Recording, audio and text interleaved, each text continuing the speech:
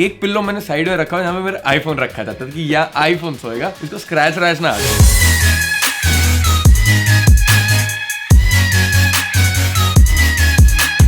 Hey guys, what's up? Welcome to another video for Kshitiz Sarwaz Vlogs. My name is Kshitiz. This is my vlog channel. Before I start today's video, I just want to ask you to hit the subscribe button, spank it, smash it, demolish it for all the amazing content that we have out here. And today what we're going to talk about is one crazy story that happened when I was in college, and this is story time. So college में एक time पे क्या था ना, second third year के आसपास I was working for Marlboro and what my job was that those guys gave me some packets of cigarettes and I had to sample them to people who were already smoking and were of legal drinking age. तो इसमें ना कोई illegal वाले कोई काम नहीं होते थे। तो उस टाइम पे वर्क इंसेंटिव था हमारा कि जिस बंदे ने 12 पार्टीज कर ली 6 दिन के अंदर, या जिसने सबसे पहले 12 पार्टीज कर ली एक दिन में 2 पार्टीज अलाउड होती थी, that guy will get an iPhone 5। तो उस टाइम पे iPhone 5 आया था, वो ब्लैक कलर का बहुत अमेजिंग सा मैट फिनिश, राइट। एंड मैं तो लग गया, मैं कहा भाई पार्टी करनी है और हर एक पार्टी में मिनिमम 6 लोग होने चाहिए। And these guys had certain partner restaurants and cafes and bars जहाँ पे तुम लोगों को लेके जा सकते हो और वहाँ पे बिल वगैरह आएगा, but you get the best service, you get some discounts, you get certain privileges being a part of Marlboro। तो ये सब होता था। तो उस टाइम पे भाई हाथ पैर मार के गांड फटा के पूरी 12 पार्टीज मैंने कर दी by the end of it। And literally 10-15 minute पहले ही मैं जीता था जो दूसरा बंदा जिसकी 12 पार्टीज होने वाली थी। And I got an iPhone। अब इतनी वेट कर रहा हूँ कि यार वो iPhone आएगा एंड सोच रहे हैं कि लाइफ यार कितनी अमेजिंग हो जाएगी जब वो iPhone सामने आएगा। मतलब पूरी गांड फट गई और फिर वो 6 दिन वो पार्टीज करके जहां हम सोई भी नहीं ढंग से। मेरा एक दोस्त था सचिन जो सबको फोन कर रहा था, बाकी दोस्त भी सबको फोन कर रहे थे। Then my brother was there with me, वो अपने दोस्तों को कॉल कर रहा है और हम पूरे टाइम साथ में ही हैं और बस लगे हुए हैं कि यार भाई आईफोन चाहिए किसी भी तरीके से, ये आईफोन लेके ही रखना है हमें, कुछ भी हो जाए। All that thing was happening and 6 दिन हम सोए नहीं ढंग से, 6 दिन कॉल करे जा रहे, बस फट गई थी यार। इतने सारे लोग कहां से लाए, 5-6 लोग 10 लोग कहां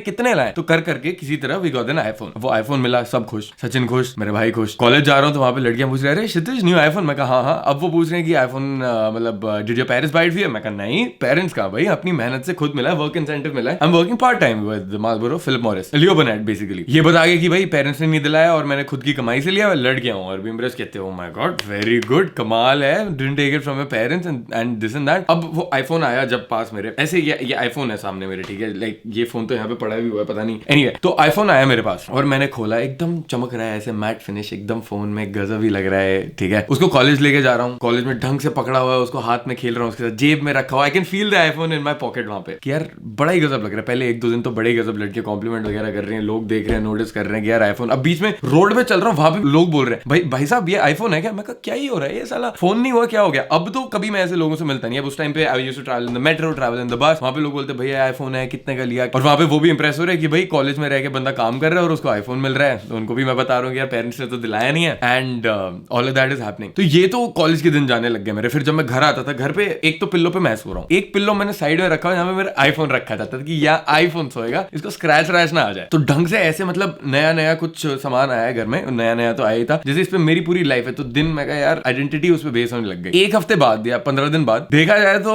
ऐसा होना चाहिए यार आईफोन का तब भी ख्याल रखा है, लेकिन नहीं, वो आईफोन यहाँ पड़ा हुआ है, ओ आईफोन वहां पड़ा हुआ है, पता नहीं कहा 100 बारी तो गिर लिया, वो उसकी स्क्रीन अलग हो गई, तब जाके तो मैंने जाके उसका कवर लिया, गजब से ट्रांसफॉर्मर बना दिया, गफार मार्केट से स्पाइस का कवर लिया था जो मेरे अभी के आईफोन पे भी है। व्हेन दैट हैपेंड तो by the end of it वो फोन ऐसे ही पड़ा हुआ है, कोई नहीं पूछ रहा उसको कि हाँ ठीक है फोन ही तो, ऐसे फोन करूंगा, 2-4 व्हाट्सएप चेक कर लूंगा, 1-2 गेम खेल लूंगा, इनजस्टिस डाल लिया तो उसमें वो खेल लेंगे, अब ज्यादा से ज्यादा क्या ही करेंगे। लाइफ एकदम बड़ी नॉर्मल सी चली गई। What I want to illustrate by this point is there something known as an adjustment period, जिसका ये मतलब होता है कि जो तुम्हारा स्टेट ऑफ हैप्पीनेस या जो तुम्हारी लाइफ अभी है ना, that is gonna be the same after any crazy event that occurs. That event could be life changing, maybe you suddenly win the lottery and you get $1 million। It could be negatively life altering as well, maybe some accident और some disease और somebody dies in your family। I pray to God nothing like that happens, but just hypothetically अगर ऐसा कभी किसी की life में होता है या हो चुका है, हो गया है, पहले से हो गया है, ठीक है, हमने नहीं करा, पहले से हो गया, so what's gonna happen is it's just a matter of time before जो उसका state of happiness पहले था या जो उसका set state point of emotions या feelings था, that's gonna be the same once he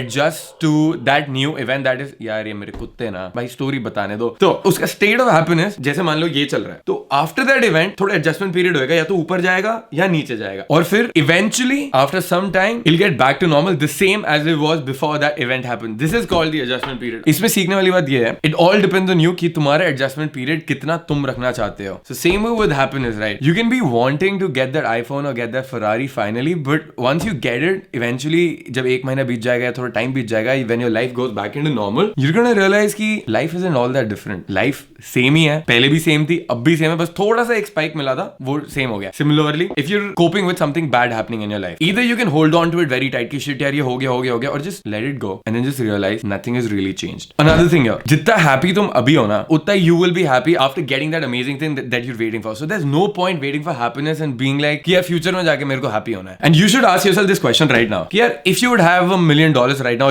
or if you would have that amazing thing right now or if you would get a lot of money or that iPhone or anything that you're chasing, fame, money, sex, girls, whatever the fuck, how is that really gonna change your life? Like at this point in life, abhi jaise main sochu, let's say I have a Ferrari and I'm dating or I'm having sex with the most beautiful girl in the world and I've got shit tons of money. How is this point gonna be any different? It's not really gonna be any different. थोड़ा सा change होगा, ये camera थोड़ा full frame sensor हो जाएगा मेरा, पीछे की lights better हो जाएंगी, background better हो जाएगा, paint better हो जाएगा, ये कपड़े better हो जाएंगे, maybe Gucci पहन रहा हूँगा मैं, उसके अलावा क्या ही change हो जाएगा? Nothing is gonna be changing. So we've trained ourselves to always live in the future and be like यार जब वो चीज होएगी ना तब मैं खुश होऊंगा. But जब finally वो चीज आ जाएगी ना, that's when you're gonna realize कि मैंने जो इतना time waste कर दिया इसके पीछे इसको chase करने में, I could have just lived it and just been happy versus deriving my happiness from something external. And this ties straight into the video I did yesterday. If you haven't seen that, go check out the vlog and you're gonna understand what I mean here as well. So in conclusion, either you can be happy after a year when you finally get that thing, or after 5 years or 10 years when you want that particular thing which is always in the future, or you could make the decision and be happy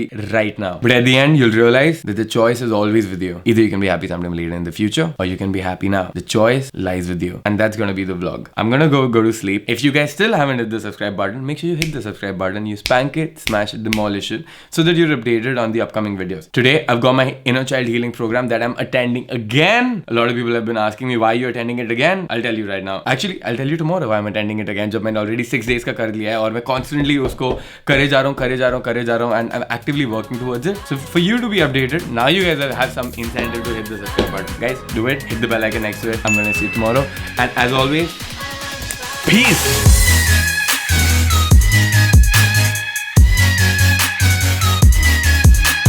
इसको यार ढंग से बोलना है, ऐसा लग रहा है लोगों का एक्सीडेंट करा रहा हूँ मैं.